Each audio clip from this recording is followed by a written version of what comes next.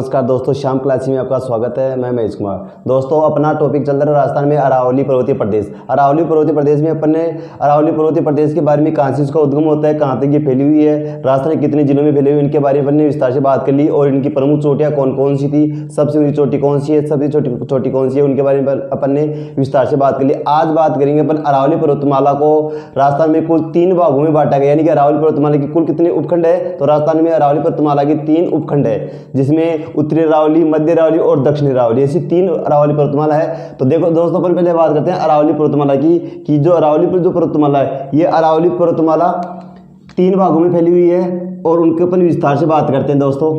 यानी कि अरावली पर्वतमाला के उपभाग कितने हैं, 3, यानी उत्तरी अरावली, उत्तरी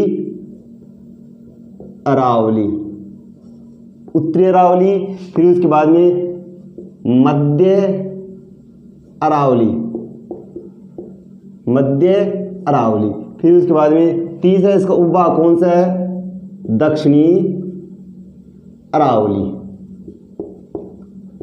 ये इसके 3 भाग है। यानी कि अरावली पर्वतमाला को मैंने आकृति आपको ऐसे बताई थी, वीणा के आकार की ऐसे आकृति, ठीक है ना, वीणा की। तो ये तो हो गई दक्षिण अरावली, ये हो गई मध्य अरावली, ये हो गई आपकी कौन सी, उत्तरी अरावली। ठीक है दोस्तों, उत्तरी अरावली, मध्य अरावली और दक्षिण अरावली।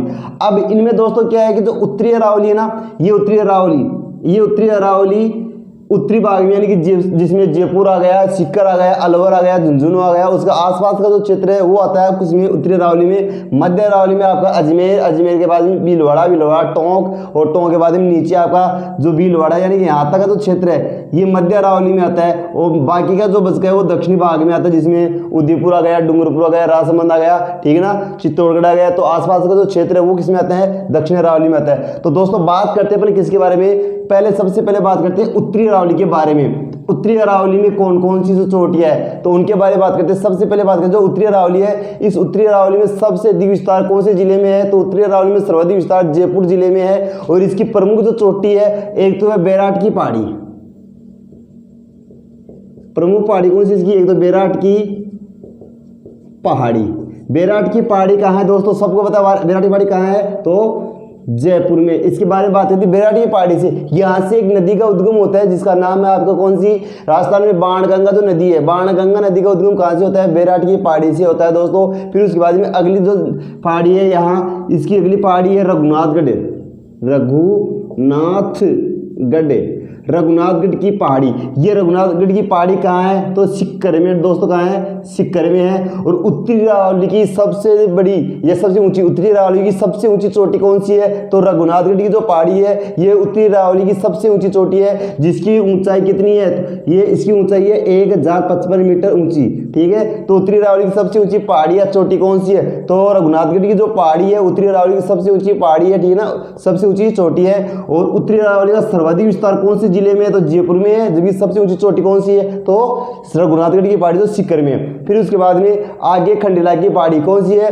खंडेला की पहाड़ी वो कहाँ है, सीकर में है। जहां से कौन सी नदी का उद्गम होता है, खंडेला की पहाड़ी से, खंडेला की पहाड़ी रेवासा सीकर से कांतली नदी का उद्गम होता है। अपन पहाड़ी के नदी में पढ़ा था कि कांतली नदी का उद्गम कहाँ से होता है, तो खंडेला की पहाड़ी से। कौन सी नदी का उद्गम होता है, खंडेला की पहाड़ी से,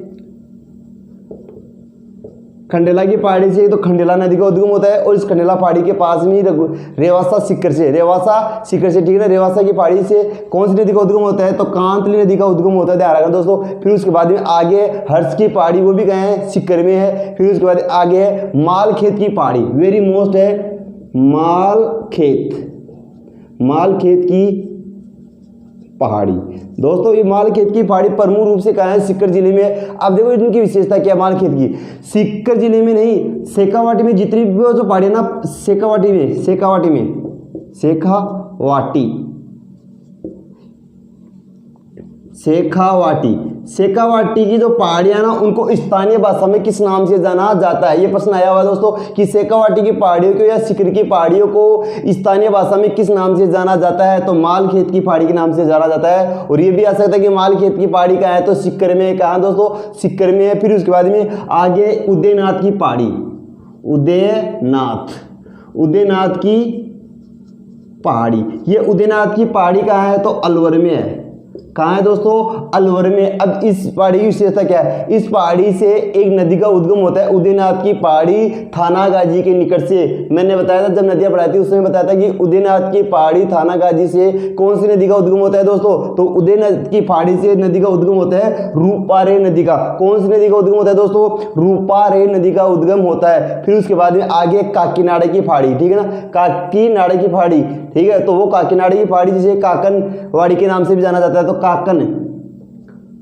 काकनवाड़ी, ये काकनवाड़ी की पहाड़ी भी कहाँ है, तो ये भी कहाँ है दोस्तों, तो अलवर में है। ये होगी उत्तरी अरावली की प्रमुख पहाड़ियां, ठीक है दोस्तों। इनमें मोस्ट कौन सी है, एक तो मालखेत की पहाड़ी, एक रघुनाथगढ़ की पहाड़ी, ये दोनों मोस्ट है, वेरी वेरी मोस्ट, ठीक है दोस्तों। और सीकर की पहाड़ी को स्थानीय भाषा में किस नाम से जाना जाता है, तो मालखेत की पहाड़ी के नाम से जाना जाता है। उत्तरी अरावली की सबसे ऊंची चोटी कौन सी है, तो रघुनाथगढ़ की जो चोटी है, रघुनाथ की जो पहाड़ी है ये उत्तरी अरावली की सबसे ऊंची चोटी है। जबकि उत्तरी अरावली का सर्वाधिक विस्तार कौन से जिले में है, तो जयपुर जिले में है। ये तो हो गई आपकी उत्तरी अरावली के बारे में बात। अब बात करते हैं पर कौन सी, मध्य अरावली। मध्य अरावली की सबसे पहले बात करते हैं कि मध्य अरावली का सर्वाधिक विस्तार कौन से जिले में है, तो अजमेर में है, ठीक है दोस्तों। मध्य अरावली का सर्वाधिक विस्तार कौन से जिले में है, तो मध्य अरावली का सर्वाधिक विस्तार कौन से जिले में है, तो अजमेर जिले में है। फिर उसके बाद में आगे बात करते हैं मध्य अरावली। मध्य अरावली सबसे अधिक कटी फटी यानी कि अवशेष के रूप में कटी फटी पहाड़ी कौन सी है, तो ध्यान रखना अरावली की जो पहाड़ियां ना, अरावली की पहाड़ियां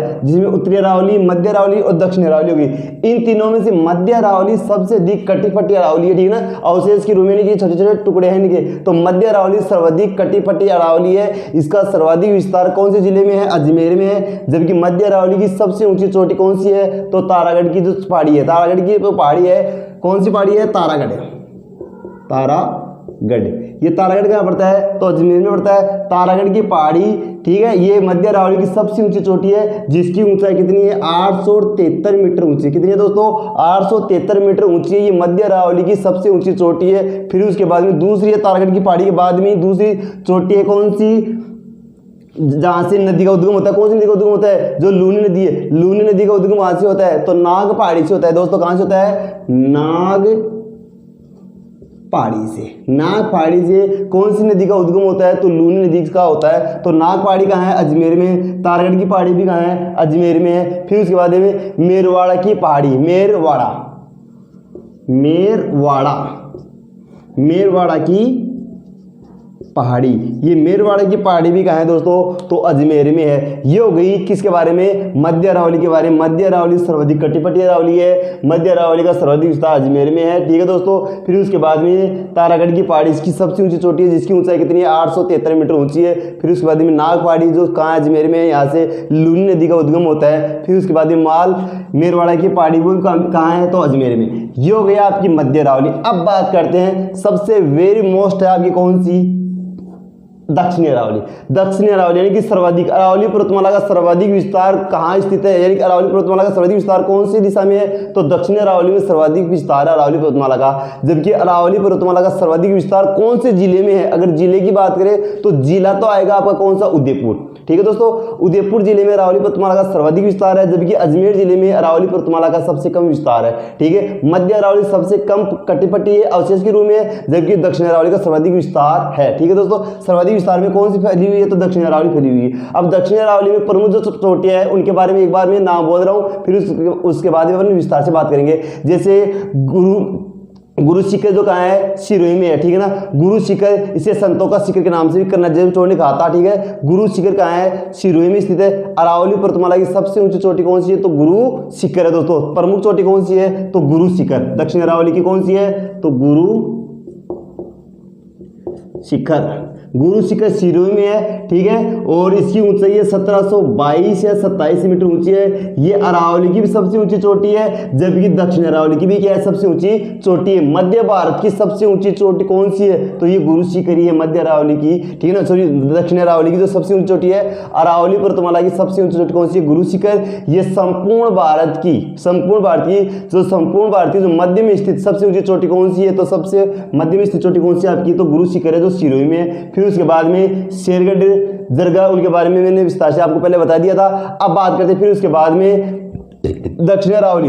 दक्षिण अरावली का सर्वाधिक विस्तार कौन से जिले में है, तो जिला कौन सा आएगा, उदयपुर में। ठीक है। दक्षिण अरावली का सबसे अधिक विस्तार कौन से जिले में है, तो उदयपुर जिले में है। फिर उसके बाद में अरावली पर्वतमाला का सर्वाधिक विस्तार कौन से जिले में है, तो भी उदयपुर जिले में ही है। अब बात करते हैं दोस्तों, देखो आगे उसके बाद में जो प्रमुख जो इस नदी, इस पहाड़ी के ऊपर जो अरावली पर्वतमाला है, इस अरावली पर्वतमाला के ऊपर कौन कौन से पठार, इसके आसपास में कौन कौन से पठार है, कौन कौन सी पहाड़ियां हैं, उनके बारे में थोड़ा बेसिक, जो वेरी मोस्ट, जो एग्जाम की दृष्टि से क्या है, वेरी वेरी मोस्ट है। तो सबसे पहले बात करता हूं, देखो दोस्तों, एक तो है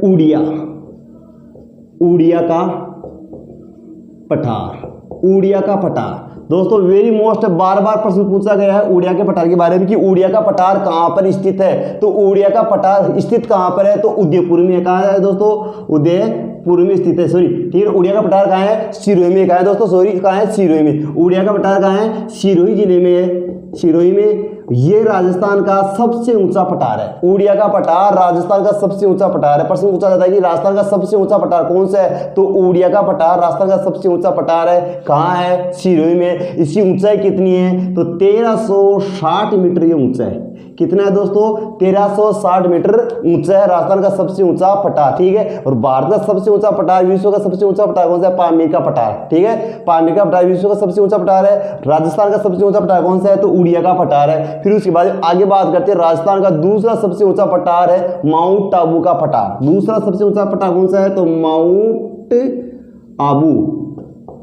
माउंट आबू का पठार, जो भी कहाँ है, सिरोही में स्थित है। तो माउंट आबू का पठार राजस्थान का दूसरा सबसे ऊंचा पठार है और इसकी ऊंचाई है कितनी, तो 1200, लगभग 1 मीटर ऊंचाई है, ठीक है। लगभग कितना है, 1201 मीटर, यानी 1200 मीटर हो या 1201, कितना है, तो 1201 मीटर ये ऊंचा है। ये राजस्थान का दूसरा सबसे ऊंचा पठार है। फिर उसके बाद में बात करते हैं आगे, बोराट का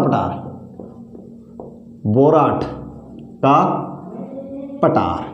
ये बोराट का पठार राजस्थान का तीसरा सबसे ऊंचा पठार है। राजस्थान का तीसरा सबसे ऊंचा पठार कौन सा है दोस्तों, तो बोराट का पठार राजस्थान का तीसरा सबसे ऊंचा पठार है। जो ये बोराट का पठार है, ये कहां पर स्थित है, तो दोस्तों ये वेरी मोस्ट है, ठीक है ना। नोट लगा के लिखना बोराट के पठार के बारे में। ये स्थित है एक तो कुंभलगढ़ और गोगुंदा। कुंभलगढ़ और गोगुंदा के मध्य स्थित पठार को किस नाम से जाना जाता है, तो बोराट के पठार के नाम से जाना जाता है। कुंभलगढ़ कहाँ है, राजसमंद, और गोगुंदा कहाँ है, तो उदयपुर में, ठीक ना। तो राजसमंद से लेकर उदयपुर के मध्य जो पठार है उसे किस नाम से जाना जाता है, या आ सकता है कि कुंभलगढ़ और गोगुंदा के मध्य पठार को किस नाम से जाना जाता है, तो बोराट के पठार के नाम से जाना जाता है। बोराट का पठार कहाँ स्थित है, तो कुंभलगढ़ और गोगुंदा के मध्य में स्थित है। कौन सा, बोराट का पठार। ये राजस्थान का तीसरा सबसे ऊंचा पठार है दोस्तों। फिर उसके बाद में आगे बात करते हैं, चौथा पठार आएगा आपका लसाड़िया का पठार। लसाड़िया का पठार। ये लसाड़िया का पठार कहां पर स्थित है, तो लसाड़िया का पठार उदयपुर में स्थित है। कहां स्थित है, उदयपुर में स्थित है। कहां स्थित दोस्तों, उदयपुर में स्थित है। और इस पठार के ऊपर एक जाति पाई जाती है जिसका नाम है मेव। क्या, कौन सी जाति है दोस्तों, मेव जाति है। और मेव जाति के उनके कारण से मेवात के नाम से जाना जाता है, जिसे मेवल के नाम से भी जाना जाता है। तो मेवल जाति यहाँ मेवा, यानी कि मेव जाति पाए जाने के लिए मेवल के नाम से जाना जाता है। फिर उसके बाद में आगे बात करते हैं, ये लसाड़े का जो पठार है, ये उदयपुर में एक झील है जिसका नाम है जयसमंद झील। कौन सी झील है, जयसमंद झील। तो जयसमंद झील के पास में, जयसमंद झील, जैसे मान लो ये जयसमंद झील होगी, इस जयसमंद झील के पास में स्थित है कौन सा पठार आपका, लसाड़िया का पठार स्थित है दोस्तों। और ये लसाड़िया का पठार जयसमंद झील के दक्षिण और पूर्वी भाग में स्थित है। कौन से भाग में स्थित है, दक्षिणी और पूर्वी भाग में स्थित है। फिर उसके बाद में आगे बात करते हैं अपन, अगली टॉपिक है आपको कौन सा, बोराट पठार हो गया। अब उसके बाद बात करते हैं भाकर पाया जाता है प्रमुख रूप से सिरोही में। भाकर ये कहाँ है, ये भाकर की जो पहाड़ियां हैं ये प्रमुख रूप से सिरोही में है, सिरोही में। अब प्रश्न क्या आता है, भाकर कहाँ स्थित है, एक तो प्रश्न आता है कि भाकर कहाँ स्थित है, भाकर की पहाड़ियां कहाँ स्थित है, तो सिरोही में स्थित है। फिर उसके बाद दूसरा प्रश्न आता है, सिरोही जिले में स्थित तीव्र ढाल वाली पहाड़ियों को किस नाम से जाना जाता है। सिरोही जिले में तीव्र ढाल वाली तीव्र ढाल वाली उबड़ खाबड़ की जो पहाड़ियां हैं उन्हें किस नाम से जाना जाता है? तो उसे भाखर के नाम से जाना जाता है दोस्तों। तो ये ध्यान रखना है, भाखर कहाँ स्थित है? सिरोही में, और सिरोही जिले में जो तीव्र ढाल वाली जो पहाड़ियां हैं उन्हें किस नाम से जाना जाता है? तो भाखर के नाम से जाना जाता है। फिर उसके बाद में अगला है देशहरो, वेरी मोस्ट है, नोट लगा के लिखना है दोस्तों, देशहरो। ये बार बार प्रश्न पूछा गया, देशहरो क्या है, देशहरो क्या है? तो पहले तो याद रखना, देशहरो है कहाँ? तो उदयपुर में, उदयपुर में। अब उदयपुर में दो पहाड़ियां हैं, एक तो जरगा, जरगा की पहाड़ी, और एक है गिरवा, ठीक ना, जरगा और सॉरी गिरवा, एक तो जरगा और एक रागा। क्या है? जरगा और एक क्या है? रागा। जरगा और रागा, जरगा व रागा की पहाड़ियों के मध्य वह स्थान जो वर्ष भर क्या रहता है? हरा भरा रहता है। जैसे मान लो ये दो पहाड़ियां गई, इनके मध्य में ये स्थान हो गया, यहाँ पानी इकट्ठा होता है दोनों पहाड़ियों के बीच में, और पानी इकट्ठा होने के कारण ये स्थान क्या है? वर्ष भर क्या रहता है? हरा भरा रहता है। इसलिए हरा भरा होने के कारण इसे देशहरो के नाम से जाना जाता है। तो ये ध्यान रखना दोस्तों, देशहरो क्या है? उदयपुर में स्थित है। जरगा और रागा की पहाड़ियों के मध्य वह स्थान जो वर्ष भर क्या रहता है? हरा भरा रहता है, इसलिए इसे देशहरो के नाम से जाना जाता है। फिर उसके बाद में सुंडा की पहाड़ी, वेरी मोस्ट है सुंडा की पहाड़ी, सुंडा की पहाड़ी। ये सुंडा की पहाड़ी कहां स्थित है? सुंडा की पहाड़ी प्रमुख रूप से भीनमाल, भीनमाल, भीनमाल जालोर में स्थित है। जालोर, भीनमाल कहाँ स्थित है? जालोर में स्थित है। और ये ध्यान रखना दोस्तों, सुंडा की पहाड़ी के बारे में प्रश्न आता है कि सुंडा की पहाड़ी कहाँ स्थित है? भीनमाल जालोर में स्थित है। यहाँ एक तो इस पहाड़ी के ऊपर सुंडा माता का मंदिर है। क्या है दोस्तों? सुंडा माता का मंदिर है, ठीक है। और यहाँ पर राजस्थान का पहला रोपवे बनाया गया है। ध्यान रखना दोस्तों, राजस्थान का पहला रोपवे कहाँ स्थित है? तो सुंडा की पहाड़ी भीनमाल जालोर में स्थित है, सुंडा माता का मंदिर है, ठीक है। यानी कि एक पहाड़ी है, जैसे मान लो ये पहाड़ी हो गई, इस पहाड़ी के ऊपर मंदिर है सुंडा माता का, और इधर से जैसे मान लो एक ये पहाड़ी आ गई, एक तो इधर से अपने से डायरेक्ट, और एक ऐसे यहाँ क्या बना दिया गया? एक रोप वे बना दिया गया है। तो सुंडा की पहाड़ी के ऊपर सुंडा माता का मंदिर है, जहां राजस्थान का पहला रोप वे बनाया गया है, ठीक है दोस्तों। राजस्थान में 3 प्रमुख रोप वे है, एक तो सुंडा की पहाड़ी के ऊपर सुंडा माता का मंदिर पहला रोप वे, दूसरा करनी माता रोप वे जो कहाँ है? उदयपुर में, और तीसरा सावित्री माता रोप वे जो कहाँ है? अजमेर में। ये रोप वे हो गया। फिर उसके बाद में है गिरवा की पहाड़ी। गिरवा की पहाड़ी कहाँ स्थित है? तो गिरवा की पहाड़ी उदयपुर में है। कहाँ स्थित दोस्तों? गिरवा, गिरवा की पहाड़ी कहाँ स्थित है? तो गिरवा की पहाड़ी प्रमुख रूप से कहाँ है? उदयपुर में स्थित है। और उदयपुर में तिलिस्मा नुमा आकृति की जो पहाड़ी है, उदयपुर में तिलिस्मा नुमा आकार की पहाड़ियों को किस नाम से जाना जाता है? तो गिरवा के नाम से जाना जाता है। तो ध्यान रखना है, पहला प्रश्न क्या आएगा? ये तो कि गिरवा की पहाड़ी कहाँ है? तो उदयपुर में। दूसरा आता है उदयपुर में स्थित तिलिस्मा नुमा आकार की पहाड़ियों को किस नाम से जाना जाता है? तो गिरवा के नाम से जाना जाता है। ये हो गया आपकी कौन सी? गिरवा की पहाड़ी। फिर उसके बाद अगला है मगरा, मगरा की पहाड़ी। ये मगरा की पहाड़ी कहाँ है? उदयपुर में स्थित है। उदयपुर के उत्तर पश्चिमी भाग में, उदयपुर के उत्तर और पश्चिमी भाग में स्थित पहाड़ी को किस नाम से जाना जाता है? तो मगरा के नाम से जाना जाता है। और लास्ट में आपकी कौन सी? मुकुंदरा की पहाड़ी, मुकुंदरा की पहाड़ी। ये मुकुंदरा की पहाड़ी एक तो कोटा में और एक झालावाड़ में स्थित है। कहाँ स्थित है? एक तो कोटा और एक कहाँ है? झालावाड़। कोटा और झालावाड़ में स्थित है आपकी कौन सी पहाड़ी? मुकुंदरा की पहाड़ी, ठीक है दोस्तों। और इस पहाड़ी के ऊपर एक दुर्ग है जिसका नाम है गागरोन दुर्ग, ठीक है दोस्तों। गागरोन दुर्ग स्थित है। कौन सा? गागरोन दुर्ग कौन सी पहाड़ी के ऊपर स्थित है? तो मुकुंदरा की पहाड़ी के ऊपर स्थित है। ये राजस्थान का एकमात्र ऐसा दुर्ग है जो बिना नींव के बनाया गया, यानी यहाँ कोई नींव नहीं रखी गई है दोस्तों। तो यह आपका होगा कौन सा? मुकुंदरा की पहाड़ी जो कहाँ है? कोटा व झालावाड़ में स्थित दोस्तों।